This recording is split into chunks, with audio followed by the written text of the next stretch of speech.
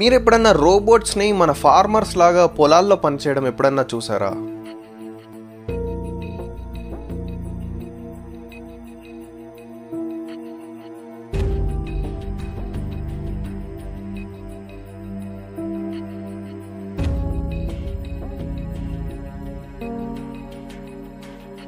మనం ఇప్పటివరకు రోబోట్స్‌ని ఒక మ్యానుఫ్యాక్చరింగ్ కంపెనీలో ఆర్ ఫ్యాక్టరీలో పార్ట్స్‌ని అసెంబుల్ చేయడానికి యూజ్ చేసుంటాము. బట్ ఆ పార్ట్స్‌ని అసెంబుల్ చేయడానికి దానికి ప్రాసెస్ ఎలా తెలుసు? ఆ రోబోట్ ఏ టూల్స్‌ని యూజ్ చేసి ప్రాసెస్ అసెంబ్లీ చేస్తుంది? అసలు రోబోట్ బ్రెయిన్ అనేది ఎలా వర్క్ అవుతుంది?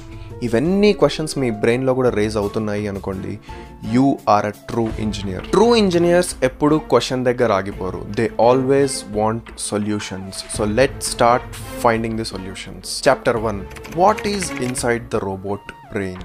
ఇక్కడ రోబోట్ బ్రెయిన్ సేమ్ మనిషి బ్రెయిన్ లాగా పనిచేయదు. రోబోట్ బ్రెయిన్ అంటే it consist of multiple sensors, control systems and artificial intelligence. ఇవన్నీ కలిసి ఒక రోబోట్ని తన చుట్టుపక్కల ఉన్న ఎన్విరాన్మెంట్కి తగ్గట్టుగా డెసిషన్స్ తీసుకోవడానికి హెల్ప్ చేస్తాయి. ఇక్కడ సెన్సర్స్ అంటే సేమ్ రోబోట్స్కి సెన్స్ ఆర్గన్స్ లాగా అనమాట, లైక్ మన ఐస్ అండ్ ఇయర్స్ లాగా. సో సెన్సర్స్ గురించి మన రోబోటిక్ సిరీస్ పార్ట్ 2లో నేను క్లియర్గా ఎక్స్ప్లెయిన్ చేయడం జరిగింది. మీరు ఒకవేళ ఆ వీడియో చూడకపోతే కింద డిస్క్రిప్షన్లో దాని లింక్ ఇస్తున్నాను, వెళ్ళి చూడండి. ఫర్ ఎగ్జాంపుల్, మన తెలంగాణ అండ్ ఆంధ్రప్రదేశ్ స్టేట్స్లో ఎక్కువగా పండించేది రైస్, వరి పంట అనమాట. ఈ వరి పంటలో మనం రోబోట్స్ని యూజ్ చేసి ఫార్మింగ్ చేయొచ్చు. ఎలా అంటే, ఫర్ ఎగ్జాంపుల్, మనకు సెన్సర్స్లో మాయిశ్చర్ సెన్సర్ అని చెప్పేసి ఒకటి దొరుకుతుంది. ఇక్కడ మాయిశ్చర్ సెన్సర్ ఎలా వర్క్ అవుతుందంటే, మన మట్టిలో ఉన్న మాయిశ్చర్ కంటెంట్ని మెజర్ చేస్తుంది. మాయిశ్చర్ కంటెంట్ అంటే తేమ శాతాన్ని మెజర్ చేస్తుంది. మనం మాయిశ్చర్ సెన్సర్ యొక్క అవుట్పుట్ని తీసుకెళ్ళి రోబోట్కి ఇచ్చామనుకోండి, ఈ రోబోట్ ఏం చేస్తుంది, మన పొలానికి ఎంత వాటర్ కావాలో అంతే వాటర్ని ఇది రోబోట్ అనేది మన పొలానికి ప్రొవైడ్ చేస్తుంది అనమాట. దీనివల్ల మనకి వాటర్ వేస్టేజ్ అనేది తగ్గిపోతుంది. బట్ ఇదంతా ఎలా పాసిబుల్ అవుతుంది? Chapter 3, control systems. ఇక్కడ మనము క్లోజ్డ్ లూప్ కంట్రోల్ సిస్టమ్ని యూజ్ చేయడం జరుగుతుంది. ఇక్కడ నేను కంట్రోల్ సిస్టమ్స్ గురించి ఒక ఫుల్ వీడియో, డీటెయిల్డ్ వీడియో చేయడం జరిగింది. ఆ వీడియో యొక్క లింక్ కూడా మన కింద డిస్క్రిప్షన్లో ఇస్తున్నాను. ఈ వీడియో చూసిన తర్వాత అది చూడండి, మీకు క్లియర్గా అర్థమవుతుంది కంట్రోల్ సిస్టమ్స్ అంటే ఏంటో. మీకోసం ఒక చిన్న రీక్యాప్. ఇక్కడ మాయిశ్చర్ సెన్సర్ని యూజ్ చేసి రోబోట్ అనేది మాయిశ్చర్ కంటెంట్ని మెజర్ చేసేసింది. ఇక్కడ క్లోజ్డ్ లూప్ కంట్రోల్ సిస్టమ్ ఏం చేస్తుందంటే ఒక చిన్న క్యాలిక్యులేషన్ని పర్ఫామ్ చేస్తుంది.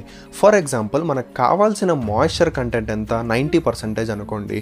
ఇక్కడ పంటలో దొరికిన మాయిశ్చర్ కంటెంట్ మనకి 50% ఉందనుకోండి. సో ఇక్కడ ఏం చేస్తుందంటే 90 - 50, సో మనకు మిగిలింది ఎంత, 40%. ఈ 40% అనేది మన కంట్రోల్ సిస్టమ్స్ యొక్క అవుట్పుట్. సో మన కంట్రోల్ సిస్టమ్ ఏం చేస్తుందంటే ఈ అవుట్పుట్ని రోబోట్కి యాజ్ ఎ ఇన్పుట్గా ఇస్తుంది అనమాట. ఇక్కడ రోబోట్ ఏం చేస్తుంది, ఆ కావాల్సిన 40% వాటర్ని పొలానికి రిలీజ్ చేస్తుంది అనమాట. సో ఈ కంట్రోల్ సిస్టమ్ యొక్క ఫంక్షనింగ్ ఇలా ఉంటుంది. ఇప్పటి వరకు మనం రోబోట్స్ని రిపీటెడ్ టాస్క్ చేయడమే చూసాము, కానీ రోబోట్ తన సొంతంగా ఎలా ఆలోచిస్తుంది?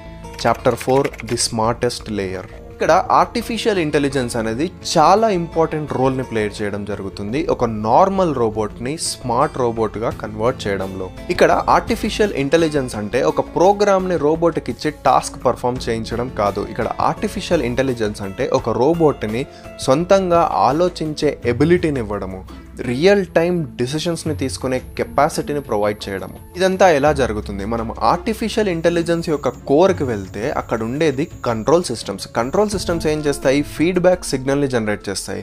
ఆ ఫీడ్బ్యాక్ సిగ్నల్కి అనుగుణంగా రోబోట్స్ అనేది యాక్షన్ తీసుకునేలాగా ఈ ఆర్టిఫిషియల్ ఇంటెలిజెన్స్ మనకు హెల్ప్ చేస్తుంది. ఈ ఆర్టిఫిషియల్ ఇంటెలిజెన్స్ అనేది ఒక ఎండ్లెస్ టాపిక్. ఇప్పటి వరకు మనం ఒక రోబోట్ సెన్సార్స్ని యూజ్ చేసి డేటాని కలెక్ట్ చేయడం చూసాము, అండ్ కంట్రోల్ సిస్టమ్స్ని యూజ్ చేసి యాక్షన్స్ని చేయడం చూసాము. బట్ ఈ రెండిటి మధ్యలో ఒక మెయిన్ టాపిక్ ఉండిపోయింది, అదే డెసిషన్ మేకింగ్ ఆల్గరిథం. ఈ డెసిషన్ మేకింగ్ ఆల్గరిథం అనేది ఒక డిఫికల్ట్ అండ్ చాలా కాంప్లెక్స్ టాపిక్. మీరు ఈ వీడియోకి గనక నాకు 100 లైక్స్ ఇచ్చారనుకోండి, ఆ కాంప్లెక్స్ టాపిక్ని చాలా సింపుల్గా బ్రేక్ డౌన్ చేసి సరికొత్త వీడియోతో మీ ముందుకు వచ్చేస్తా. మీరు మాత్రం నా ఛానల్కి సబ్స్క్రైబ్ చేసుకోవడం మర్చిపోకండి. Until then, thank you for watching. జై హింద్, బాయ్ బాయ్.